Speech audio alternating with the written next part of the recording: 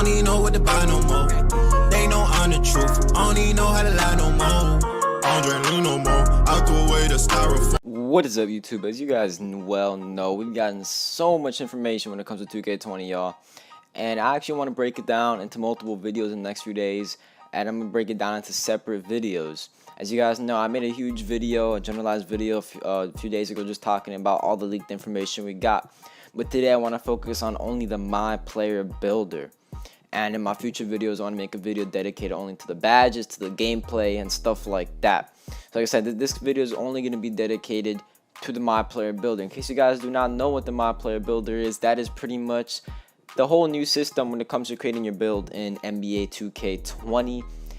There is still archetypes, but you're kind of creating your own, and that's the whole purpose of the MyPlayer builder. And we got all this leaked information from Community Day, which happened not too long ago, where we got all these big YouTubers testing out the demo pretty much, which we will also have access to on Wednesday, August 21st. So let's get right into it. So I really forgot who exactly it was, but there was someone at Community Day who was kind of live broadcasting and explaining how this MyPlayer builder worked, and someone wrote it all down and made this whole kind of little article for us so we know exactly how it works. So it says on the first screen, your screen, she chose her player position. You know, we're used to choosing our archetype. Well, usually we choose our position first, but it's mainly your archetype you choose. Here it is going to be your position first: point guard, shooting guard, small forward, power forward, center, and two new choices. I honestly have no idea what these two new choices could be. That's just something we'll have to wait and see. And then it says MyPlayer skill breakdown. This seems to be some sort of preliminary archetype selection. She didn't really read most of this out loud, so it's sort of hard to tell. She mentioned that the sections had colors and corresponding to the 4 attribute classes. Y'all can read it yourself. Pretty much what it seems like is, instead of choosing your archetype, you kind of choose some baseline attributes that you want to make your main attribute. So instead of choosing a pure sharpshooter, you just choose the 3-point and mid-range attribute, I guess is how that's gonna kind of play out. And then that kind of process will help determine your cap limit, because obviously if there's no cap limit, everyone's gonna have like a 99 3-pointer, 99 defense. It's not gonna work. So still on the first part of the screen, we have next after that the physical profile. So on the physical profile, it says the section has 3 different choices: strong, even, and fast. This will determine your character speed, acceleration, vertical strength. There are possibly more stats affected, but those are the ones she mentioned.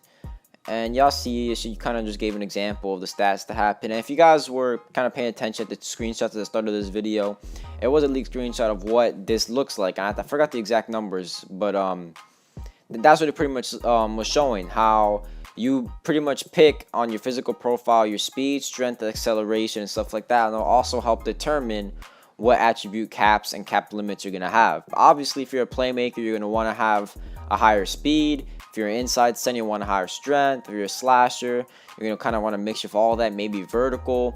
So that's why when it comes to making a build, it's going to be really difficult this year to replicate a build, and it's going to be solely off what you want in your build. You could have a slasher that's all speed, no strength, no vertical. It's all speed if you want a speedy slasher. So there's really no limitations when it comes to creating your build.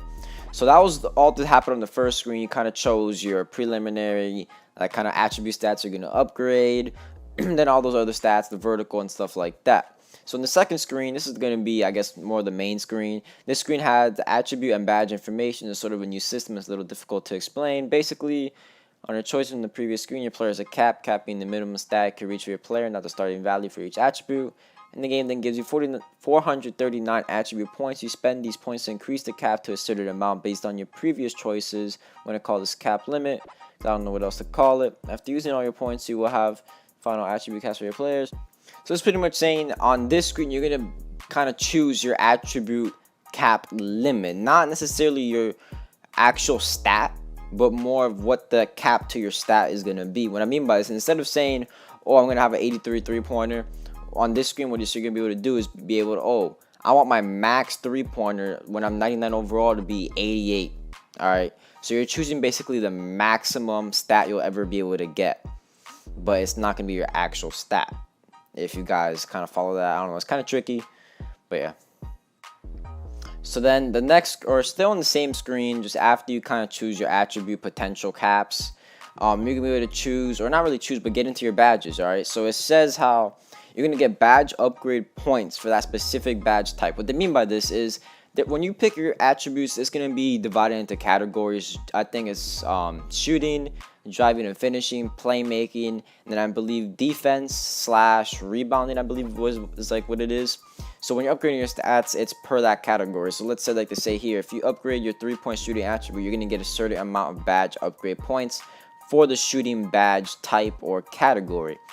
And it says each badge upgrade will allow you to equip 1 level of badge, the highest tier, and it says 2 for silver, 3 for gold, 4 for Hall of Fame.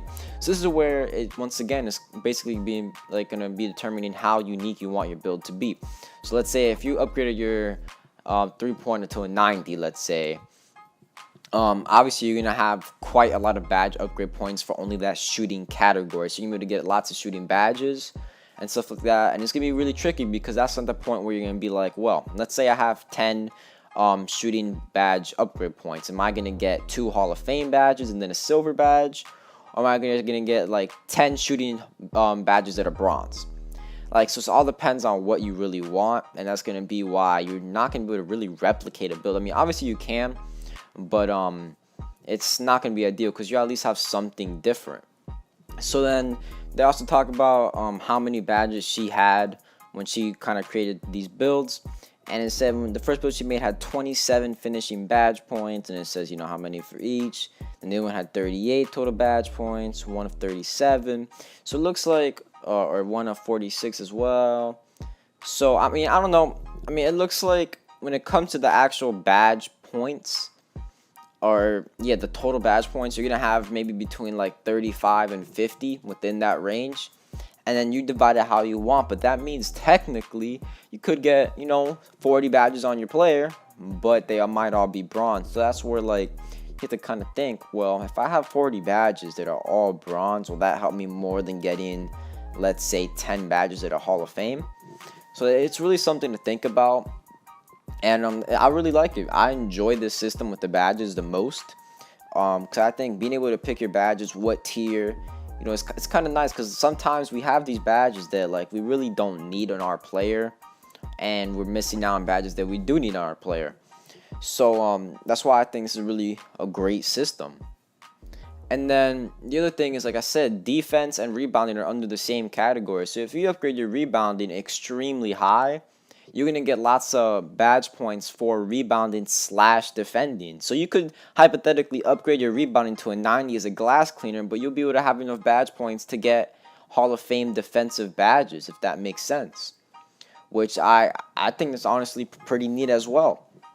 And I'm sure there's going to be people trying to figure out how to get the most possible badge points on a build based off like what attributes you actually are upgrading. And now this is the last screen, which is going to be, I guess, the third screen. And sorry if it's blurry, that's just how I found it. But it's pretty much saying how you're going to be able to choose your height, weight, wingspan, all that, you know, all that cool little stuff. And that's obviously all going to affect your stats as well, just like any of the 2K. And it also says how you're going to be able to pick your own takeover. You're going to have an option of 2 to 3 different takeovers, right? And this also means we will not have double takeover, at least from what we've heard. We will only be able to select your own takeover. But even selecting your own takeover just sounds crazy in itself. As I'm gonna show you guys this like leak screenshot, which obviously is confirmed by the people there. This is how it's gonna look when you're choosing your takeover. And obviously, as you see, you're gonna have 3 options for takeover. And when we first heard this, a lot of people were like, well, I'm gonna just make someone who has 99 defense, Hall of Fame defensive badges, and then I'm gonna have sharpshooter takeover. Look, that's not how it works. I'm pretty sure the takeover is determined by the first preliminary, I guess, attributes you picked at the start of that first screen.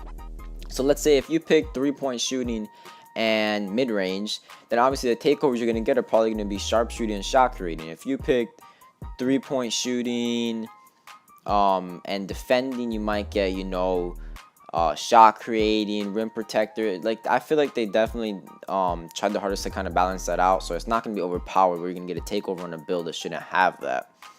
But I just like this feature because you're actually able to choose your own takeover. And like, let's say, I feel like this is more important, like, let's say to a slasher. What if you're a slasher and you don't want that slashing takeover? You want maybe a playmaking takeover, not to break angles, but just to get, you know, that extra speed boost and stuff like that. And it also comes into play because we also heard there's going to be a new takeover. And like my original thoughts on that new takeover was that this takeover is going to deal with, like you said, the vertical, the stamina, or like your strengths, something along those lines of athleticism takeover is what my opinion was. So let's say on your slasher, if you don't want slashing takeover, but you want this athleticism takeover is what I'm gonna call it, then you'll be able to have the chance and opportunity to do that. So I say all this to say that I just wanted to kind of give you guys all this information in case you haven't seen it yet, or you just didn't understand when someone else explained it, so I could give you a different perspective on it, and to help you guys realize and understand that this year you don't need to be going on YouTube searching up the best build. Obviously, yes, there's gonna be builds that are gonna be way more overpowered, but you don't need to do that. You have the power to make it whatever you want. So my suggestion to you guys, if you guys want to make sure you make the best build possible, is obviously play the prelude, play the beta, get to mess around with it, so you know at full launch what exactly you're gonna do. And then when you're on YouTube, you could look at all these build videos that everyone's going to be making. Trust me, there's going to be so many. You could look at them and get reference to see what stats and badges are going to be the best. But then at the end of the day, it's up to you on how you want your build to play. Because you could replicate a whole YouTuber's build, but then have a different takeover. And that can make a huge difference in that build. Literally every stat's important. Your takeover, one little badge could change a whole build. So it's honestly up to you, and I just love this whole idea of kind of just the uniqueness of the builds and this whole MyPlayer builder.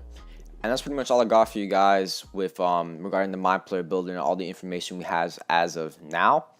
So I hope you guys felt this was a very informational video and you guys had learned at least something from this video. And if you did, I want you to comment what you learned below. What are your thoughts? What build you're going to make? Drop a like, drop a sub, and turn on the notifications so you get alerted when I drop these other videos talking about the badges and the actual gameplay and some of the new animations and stuff like that.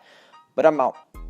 Lucas. It's funny how now she be calling me back. She see that I got it, I'm stuck in the trap. 40 autos, let me put it right back. 40 autos and he left in the back. I can't be trusting cause people just act. I get the money, I run it right back. The plug on my phone, I get to these racks. The plug on my phone, I'm gonna get back. I can't be trusting cause people be switching and stuff.